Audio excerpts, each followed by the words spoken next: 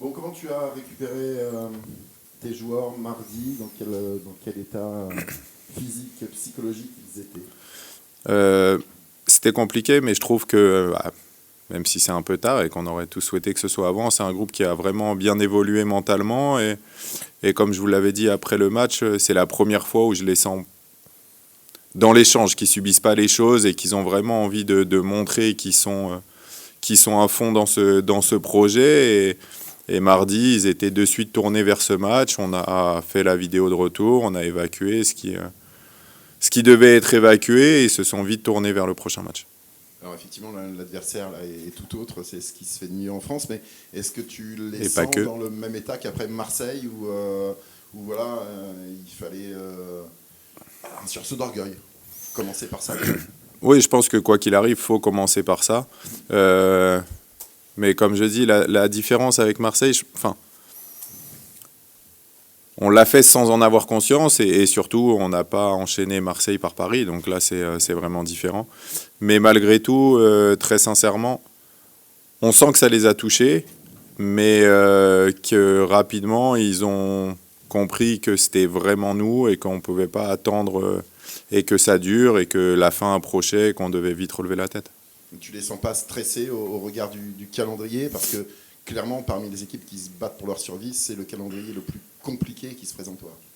Ouais, bien sûr. Après, le calendrier, malheureusement, il est ce qu'il est. On le sait depuis le début de la saison, que pour nous, il a été vraiment très mal fait avec toutes ces équipes qui s'enchaînent. On sait que c'est une période où tu peux rapidement perdre confiance.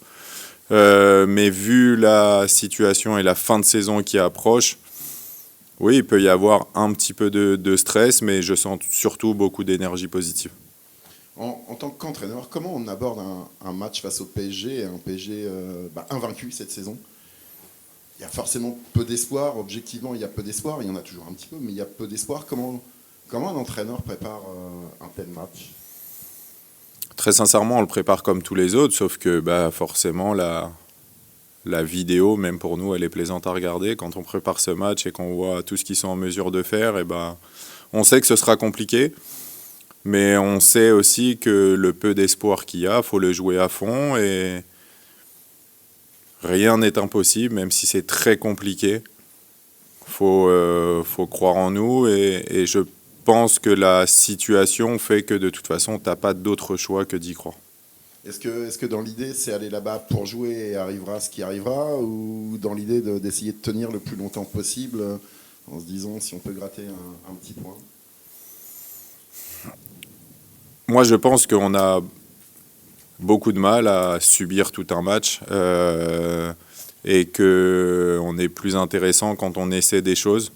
Donc j'ai envie qu'on essaie, mais c'est ce que Paris nous offrira la possibilité d'essayer. C'est ça qui est important. En tout cas, les joueurs l'ont bien préparé. Ils sont conscients que ce sera difficile, mais que quand on aura la balle, il y a malgré tout des choses à faire. Tu parlais vidéo, est-ce que vous avez visionné le PSG Hack de la saison passée, où à quelques secondes près il y avait un exploit monumental? Oui, après, le souci, c'est que je trouve que c'est un PSG très différent de la saison passée et que ils ont un objectif très clair et très affiché cette saison, c'est de finir invaincu. L'année dernière, même s'ils n'étaient pas encore champions, ils savaient qu'ils allaient l'être. C'était un peu particulier. Là, ils ont affiché très clairement l'ambition de finir ce championnat invaincu et on voit qu'ils n'ont jamais lâché un match de championnat. Donc c'est vraiment différent, mais en tout cas, nous, c'est sûr qu'on ne pourra pas faire moins que ce qu'on a pu faire par le passé. On l'a vu mardi, il y a eu un peu d'arrogance quand même dans le jeu du PSG au moment où voilà, on pensait que ça allait être très facile. Est-ce que voilà, quelque part vous espérez aussi que les Parisiens vous prennent un petit peu de haut?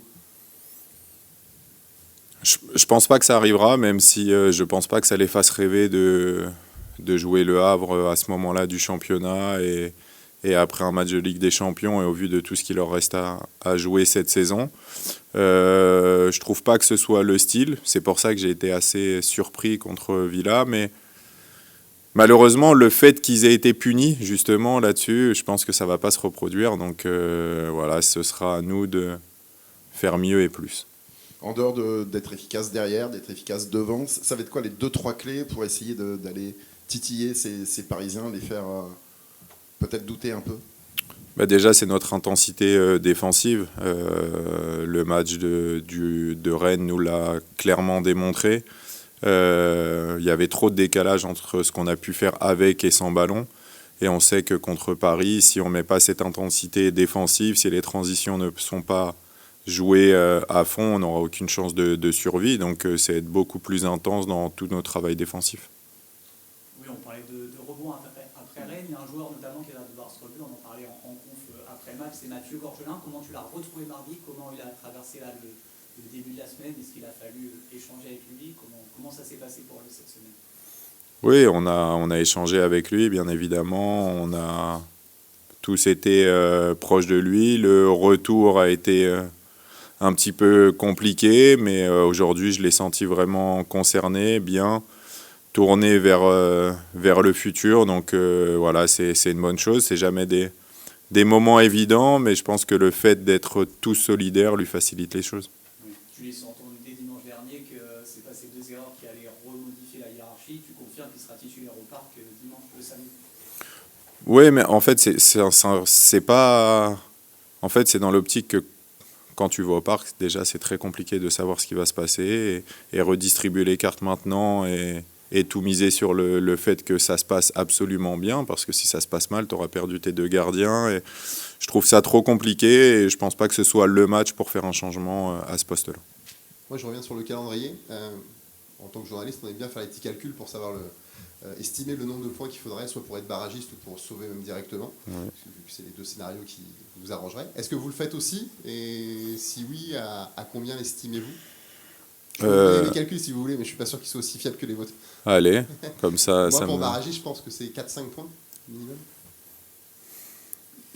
Ah, vous voyez, je vous avais dit que c'était peut-être pas. Non, franchement, alors si j'avais dû le faire avant le week-end passé, j'aurais peut-être dit ça, mais le fait qu'on ait les victoires d'Angers et de Reims, je suis pas sûr que ce soit suffisant. Moi, je miserais sur 6 points.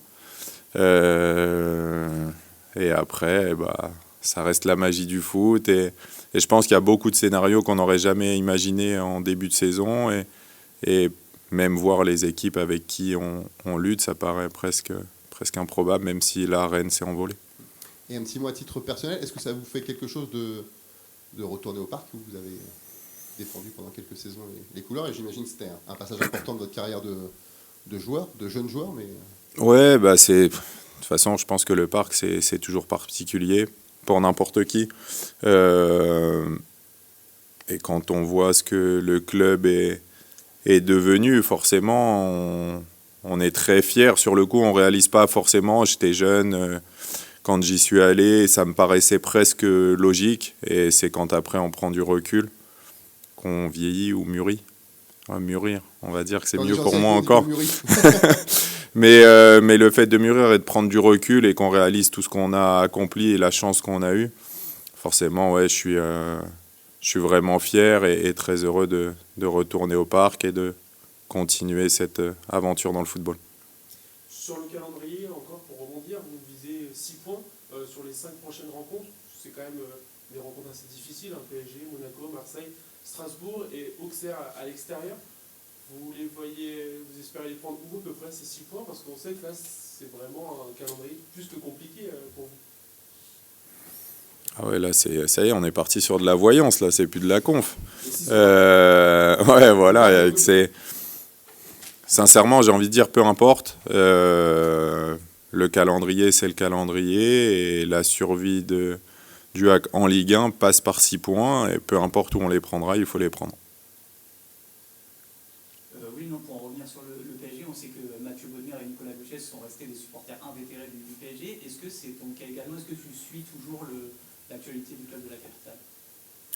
Oui, mais j'ai envie de dire moins qu'eux. Moi, j'ai toujours tout suivi sans être un supporter invétéré. C'est plus mon père, et c'était le plaisir pour mon père surtout que je puisse évoluer là-bas.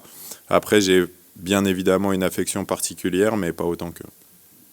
Et plus globalement, sur la connexion Paris-Le Havre, au-delà des personnages dans l'organigramme, il y a aussi Pembele, Diawara, Oussini, Ballo-Touré, formés à au PSG. Est-ce que tu penses que c'est un hasard ou est-ce que justement, notamment l'intérêt que peut avoir Mathieu, le directeur sportif, pour la formation et notamment du côté de Paris, ça peut expliquer le fait qu'il y ait autant d'anciens Parisiens dans l'effectif du LAC actuellement?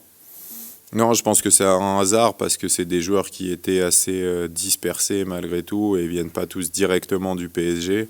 Après, on sait à quel point c'est difficile quand on est formé au PSG de s'y imposer. Mais on est aussi assez lucide et conscient de la formation qui leur a été donnée. Donc ça nous donne quand même des garanties sur le travail qu'ils ont effectué.